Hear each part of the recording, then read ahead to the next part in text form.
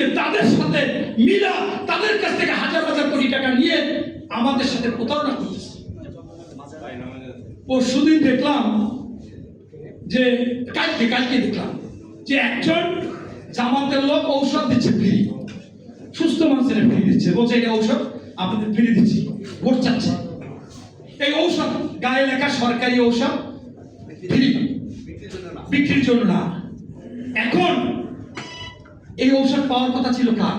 যে রোগী হাসপাতালে দুস্থ গরিব অসহায় ঔষধ কিনতে পারে না, তার পাওয়ার কথা ছিল।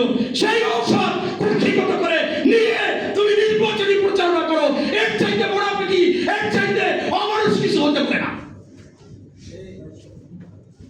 এখন এরকম করতেছে, করবে।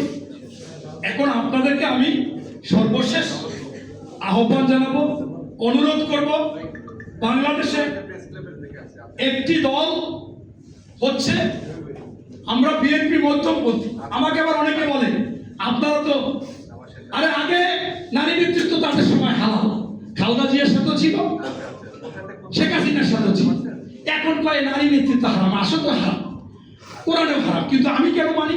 আমি মধ্যপন্থী। আমি তোমাদের মতো বলি না আমি কোরআনের আইন চাইছি, আমি তোমাদের মতো বলি না আমি নাস্তিক, আমি কোরআন চাই না। আমরা মধ্যপন্থী বিএনপি, আমরা জেনে শুনে মধ্যপন্থী দল করি। আমরা চাই আমরা পুরা ঘোর কট্টরপন্থী ওই ভারতের মৌলবাদীও হব না, আবার আমরা নাস্তিকও হব না। আমরা নামাজকে স্বীকার করি, আমরা হজ যাকাত সবকিছু স্বীকার করি। আমরা আমাদের কেউ কি বলে পাঁচ ওয়াক্ত নামাজ পড়ে না, কলেমায় বিশ্বাস আনবে না, যাকাত দিও না, হজ করো না, আমরা সবগুলো বিশ্বাস করি। কিন্তু তোমাদের মতো চাই না শুই না, মুনাফিকি মিথ্যাচার করি না।